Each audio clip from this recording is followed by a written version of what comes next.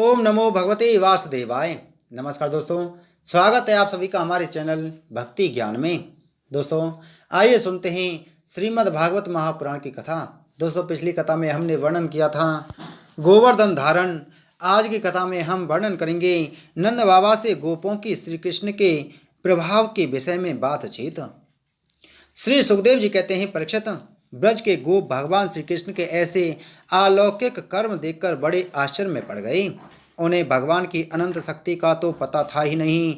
वे इकट्ठे होकर आपस में इस प्रकार कहने लगे, इस बालक के ये कर्म बड़े अलौकिक हैं। इसका हमारे जैसे गंवार ग्रामीणों में जन्म लेना तो इसके लिए बड़ी निंदा की बात है। यह भला कैसे उचित हो सकता है, जैसे गजराज कोई कमल उखाड़कर उसे ऊपर उठा ले और धारण करे, वैसे ही इस नन्हे से 7 वर्ष के बालक ने एक ही हाथ से गिरिराज गोवर्धन को उखाड़ लिया और खेल खेल में 7 दिनों तक उठाए रखा। यह साधारण मनुष्यों के लिए भला कैसे संभव है। जब यह नन्हा सा बच्चा था उस समय बड़ी भयंकर राक्षसी पुतना आई और इसने आंख बंद किए किए ही उसका स्तन तो पिया ही प्राण भी पी डाले। ठीक वैसे ही जैसे काल शरीर की आयु को निगल जाता है। जिस समय यह केवल 3 महीने का था और छकड़े के नीचे सोकर रो रहा था, उस समय रोते रोते इसने ऐसा पांव उछाला कि उसकी ठोकर से वह बड़ा भारी छकड़ा उलटकर गिर ही पड़ा। उस समय तो यह 1 ही वर्ष का था जब दैत्य बवंडर के रूप में इसे बैठे बैठे आकाश में उड़ा ले गया था। तुम सब जानते ही हो कि इसने उस तृणावर्त दैत्य को गला घोटकर मार डाला।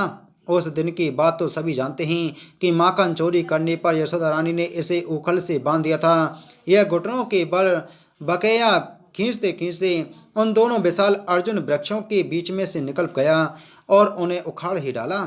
जब यह ग्वाल बाल और बलराम जी के साथ बछड़ों को चराने के लिए वन में गया हुआ था, उस समय इसको मार डालने के लिए एक दैत्य बगुले के रूप में आया और इसने दोनों हाथों से उसके दोनों ठोर पकड़कर उसे तिनके की तरह चीर डाला।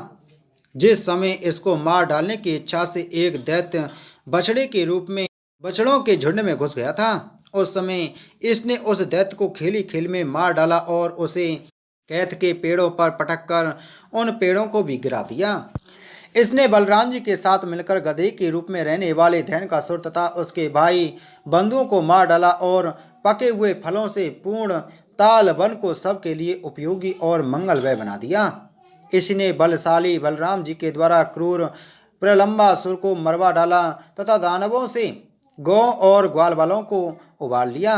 यमुना जल में रहने वाला कालिया नाग कितना विषैला था, परंतु इसने उसका भी मान मर्दन कर उसे बलपूर्वक देह से निकाल दिया और यमुना जी का जल सदा के लिए विष रहित अमृतमय बना दिया।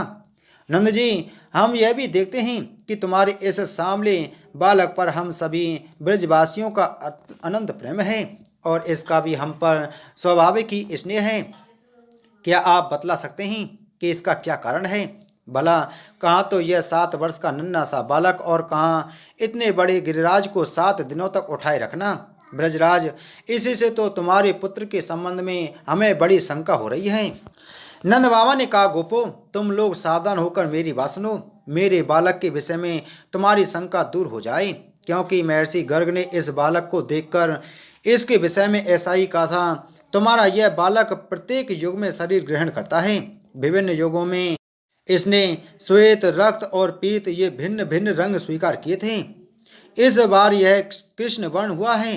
नंद जी, यह तुम्हारा पुत्र पहले कहीं वसुदेव के घर भी पैदा हुआ था, इसलिए इस रहस्य को जानने वाले लोग इसका नाम श्रीमान वासुदेव है ऐसा कहते हैं। तुम्हारे पुत्र के गुण और कर्मों के अनुरूप और भी बहुत से नाम हैं तथा बहुत से रूप। मैं तो उन नामों को जानता हूँ, परंतु संसार के साधारण लोग नहीं जानते। यह तुम लोगों का परम कल्याण करेगा। समस्त गोप और गौओं को यह बहुत ही आनंदित करेगा।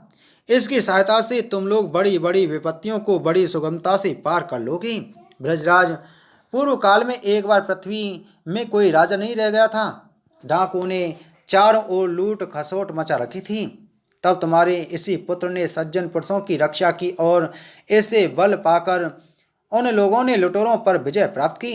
नंद बाबा, जो तुम्हारे इस सांवले शिशु से प्रेम करते हैं वे बड़े भाग्यवान हैं। जैसे विष्णु भगवान के कर कमलों की छत्र छाया में रहने वाले देवताओं को असुर नहीं जीत सकते, वैसे ही इससे प्रेम करने वालों को भीतरी या बाहरी किसी भी प्रकार के शत्रु नहीं जीत सकते।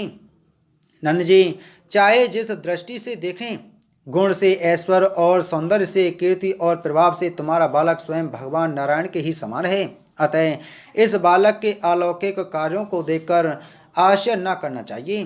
गोपों, मुझे स्वयं गर्गाचार्य जी यह आदेश देकर अपने घर चले गए। तब से मैं अलौकिक और परम सुखद कर्म करने वाले इस बालक को भगवान नारायण का ही अंश मानता हूँ। जब ब्रजवासियों ने नंद बाबा के मुख से गर्ग जी की यह बात सुनी तब उनका विस्मय जाता रहा, क्योंकि अब वे अमित तेजस्वी श्री कृष्ण के प्रभाव को पूर्ण रूप से देख और सुन चुके थे। आनंद में भरकर उन्होंने नंद बाबा और श्री कृष्ण की भूरी भूरी प्रशंसा की। जिस समय अपना यज्ञ भंग हो जाने के कारण इंद्र क्रोध के मारे आग बबूला हो गए थे और मूसलाधार वर्षा करने लगे थे, उस समय वज्रपात, ओलों की बौछार और प्रचंड आंधी से स्त्री, पशु तथा ग्वाले अत्यंत पीड़ित हो गए थे। अपनी शरण में रहने वाले ब्रजवासियों की यह दशा देखकर भगवान का हृदय करुणा से भर आया, परंतु फिर एक नई लीला करने के लिए विचार से वे तुरंत ही मुस्कुराने लगे। जैसे कोई नन्हा सा निर्बल बालक खेल खेल में ही बरसात छत्ते का पुष्प उखाड़ ले, वैसे ही उन्होंने एक हाथ से ही गिरिराज गोवर्धन को उखाड़कर धारण कर लिया और सारे ब्रज की रक्षा की। इंद्र का मद चूर करने वाले वे ही भगवान गोविंद हम पर प्रसन्न हों। बोलो श्रीमद् भागवत महापुराण की जय। बोलो श्री कृष्णचंद्र भगवान की जय।